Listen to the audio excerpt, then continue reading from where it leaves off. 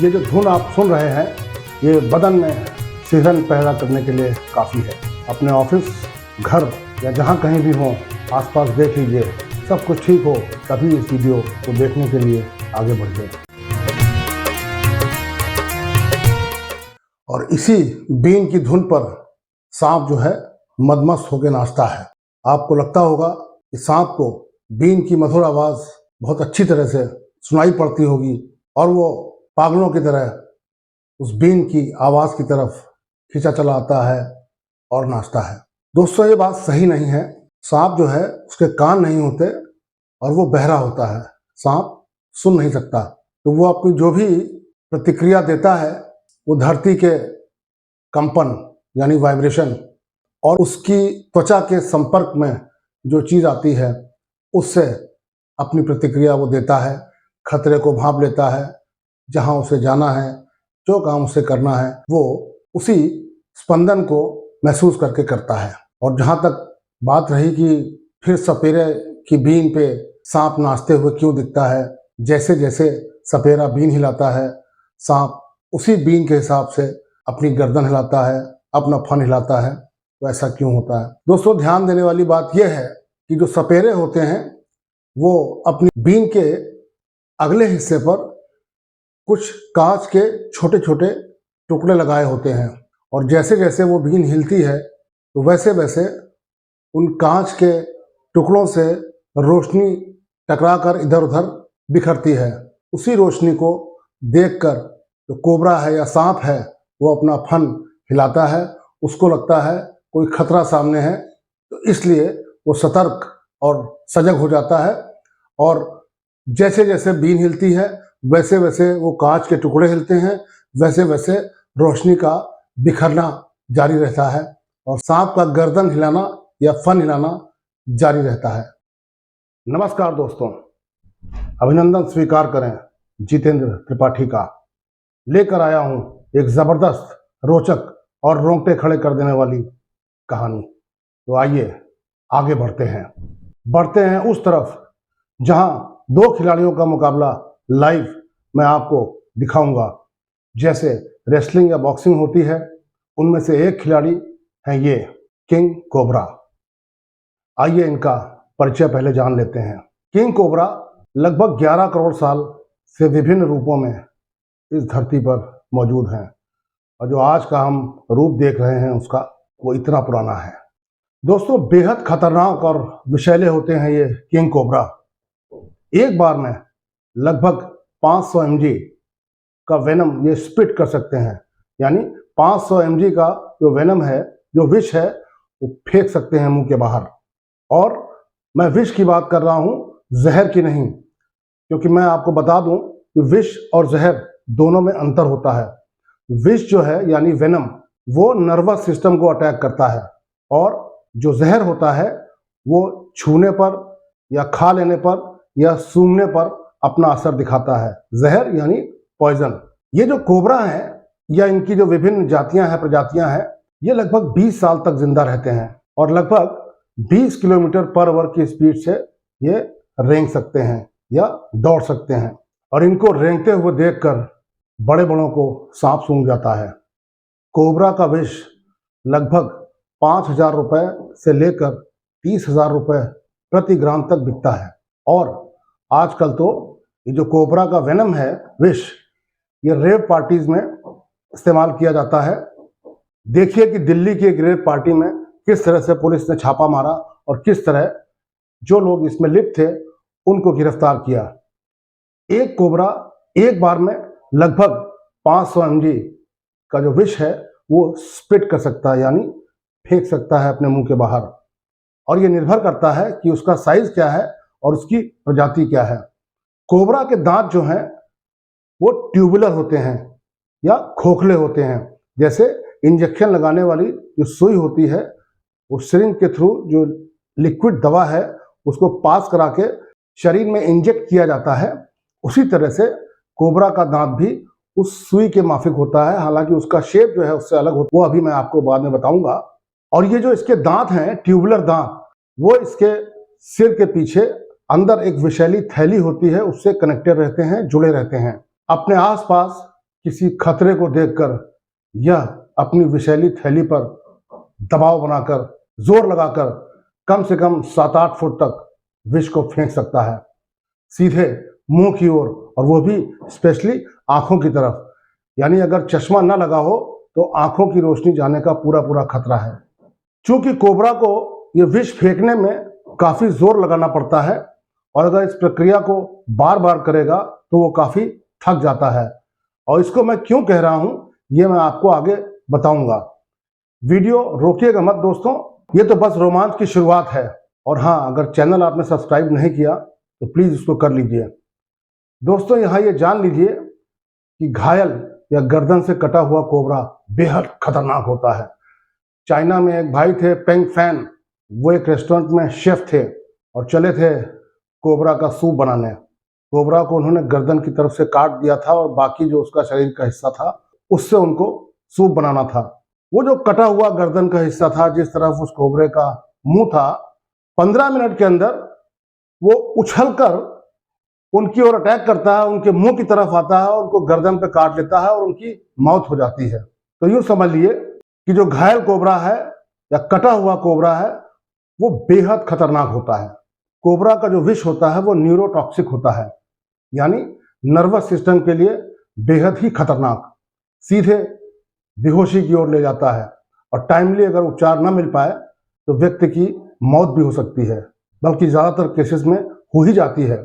इसके वेनम में जो खतरनाक पदार्थ होते हैं वो हैं अल्फा न्यूरोटॉक्सिन। अल्फा न्यूरोटॉक्सिन इसके जो विष का वो मेजर कंपोनेंट बनता है।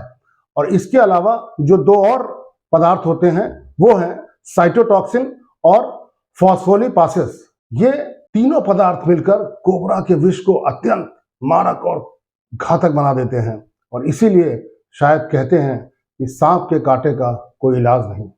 तो मुझे लगता है दोस्तों, मैंने 2 खिलाड़ियों की बात की थी, एक खिलाड़ी की बात काफी कुछ हो चुकी है। तो चलिए अब बात करते हैं दूसरे खिलाड़ी की। इनका नाम है नेवला। इंग्लिश में इन्हें मंगूस कहते हैं और ये लगभग 1 करोड़ साल से पृथ्वी पर अपने इस रूप में है। लगभग 2 फीट लंबा और 10 इंच ऊंचा इनका कद होता है और ये ब्राउन कलर के होते हैं। बेहद फुर्तीला, मैं जितना कह रहा हूं उससे कहीं ज्यादा बिजली जैसी इसकी गति होती है। ये एक स्तनधारी है, यानी मैमल है, और ये इंसेक्ट्स, पक्षियों के अंडे, प्लांट्स, ये सब खा जाता है। इसके अलावा चूहे भी इसका बड़ा प्रिय भोजन है। ये महाशय 1883 में हवाई द्वीप पर इंडिया से एक्सपोर्ट भी किए गए थे और वहीं से दुनिया के कई हिस्सों में ये फैल गए और इन्होंने अपना परचम लहराया और इंडिया का नाम रोशन किया। जिन हिस्सों में फैले हैं उनमें फिजी, जमाइका, पोर्टोरिको आदि तमाम सारे द्वीप हैं। चलिए अब आते हैं इनकी अन्य विशेषताओं पर। अपनी स्पीड और गति और बेहद खतरनाक दांतों से ये सांपों और कोबरा का काम तमाम कर सकते हैं। सीधे सांप के सिर पर यानी कि उसकी खोपड़ी पर हमला कर उसको चकनाचूर करने की ताकत व कौशल इसमें है। इसकी त्वचा बहुत ही मोटी होती है और उसमें जो एक पदार्थ होता है इसे कहते हैं ग्लाइकोप्रोटीन, वही जो है सांप के जहर से इसको बचाता है। और अगर कभी सांप ने इसके अंदर जहर इंजेक्ट कर भी दिया तो वो इतना धीरे धीरे असर करता है कि इसके लिए कोई जान का खतरा होता नहीं है। वो ऐसे समझ लिए जैसे हम लोग इंसुलिन का इंजेक्शन लगाते हैं तो पेट की चर्बी पे लगाते हैं जिससे कि वो धीरे धीरे असर करे, तो वही काम इसके साथ होता है। ग्लाइकोप्रोटीन इसकी त्वचा में होने की वजह से इसको काफी सुरक्षा मिली रहती है सांप के विष से। इसका लाइव वीडियो मैं अभी आपको दिखाऊंगा, लेकिन उससे पहले ये वीडियो देख लीजिए। ये एक एनिमेशन है जो बताता है कि सांप और नेवले की क्या क्या विशेषताएं हैं और क्या क्या खूबियां हैं। इसको पहले देख लीजिए।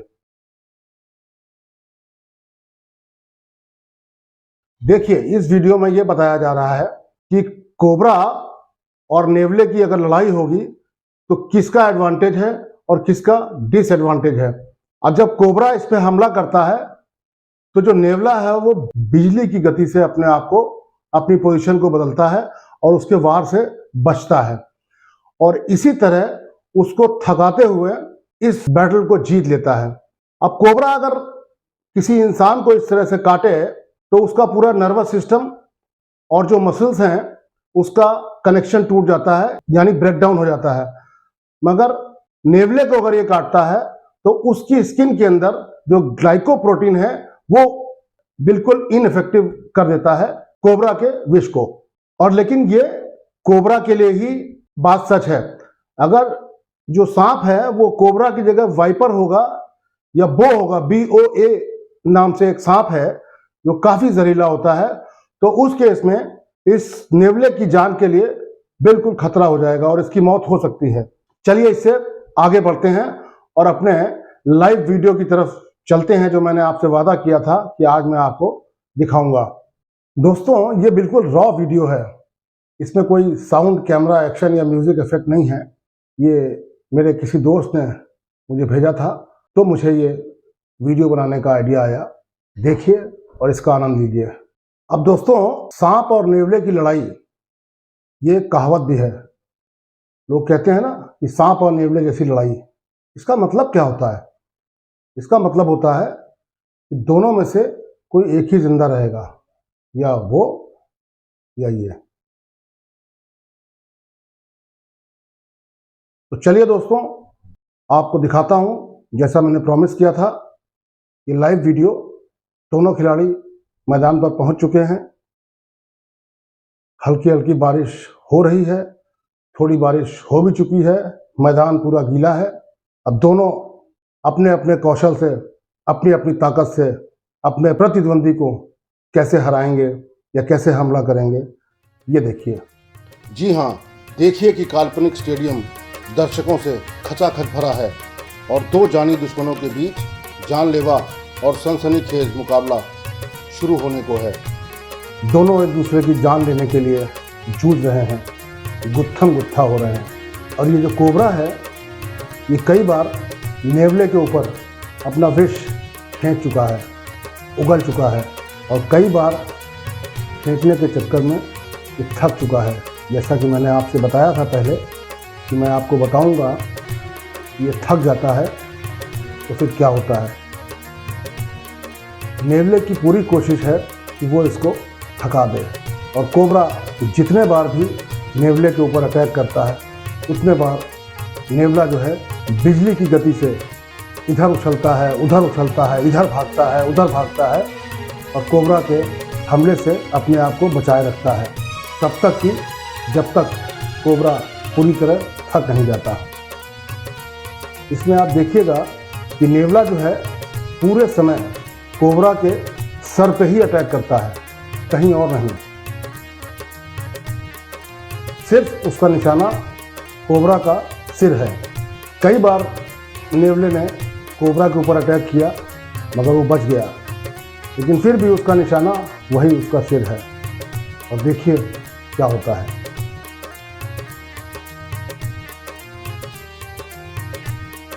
कोबरा पूरी तरह थक चुका है,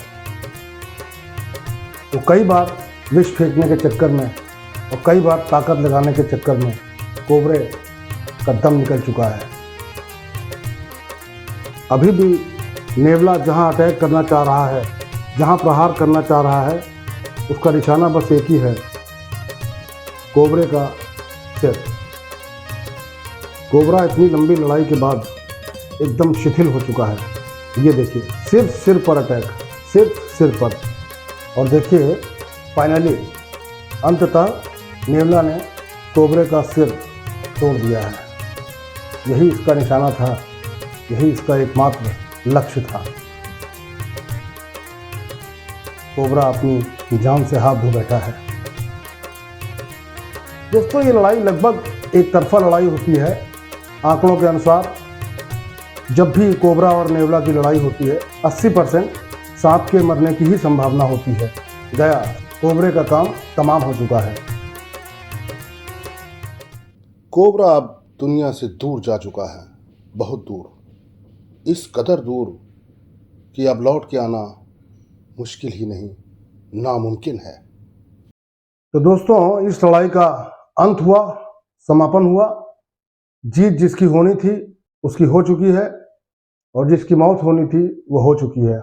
उम्मीद है दोस्तों ये रोमांचकारी दृश्य आपको पसंद आया होगा। मैं पिछले कई दिनों से छोटे छोटे वीडियोस पोस्ट कर रहा था। उसके पीछे का कारण यही है कि ये वीडियो, इसके तथ्यों की मैं स्टडी कर रहा था पिछले 7-8 दिन से।